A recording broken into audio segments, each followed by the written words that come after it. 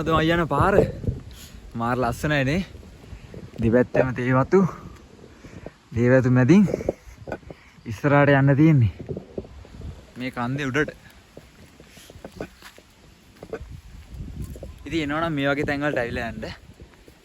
ගොඩක් කට්ටියනේ නානුවේ ඇවිල්ලා නුවරඑළිය යන්න.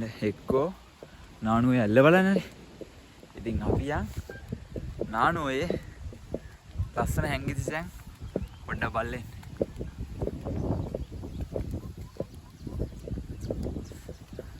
මේ බලන්න මේ පාර.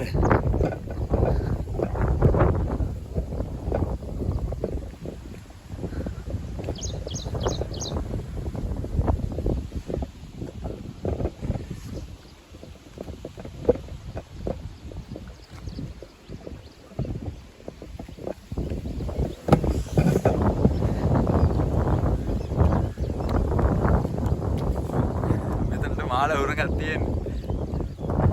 මෙතනට මාරම උරගක් තියෙන්නේ. එහා පැත්තෙන් සන්රයිස් එක බලා ගන්න පුළුවන්.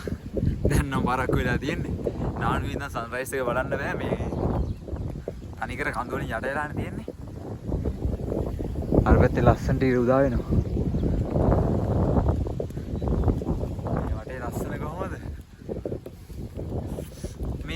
මේ තේවත් ඇත පාරක් තියෙනවා කියන්නේ උඩා ගම්මානයක් තියෙනවද දන්නේ නැහැ. නැත්තම් මෙහෙම මේ තේවැත්තෙන් මැද මෙහෙම කාවට් කරු පාරක් තියෙන්නේ නැහනේ. පොඩ්ඩක් උඩට ගිහින් බලමු. මේක නම් පිස්සුවක්. එක පාරක් හරි ඇවිල්ලා බලන්න. මාරම ලස්සනයි. ඉතින් මේ කන්ද පහලින් තමයි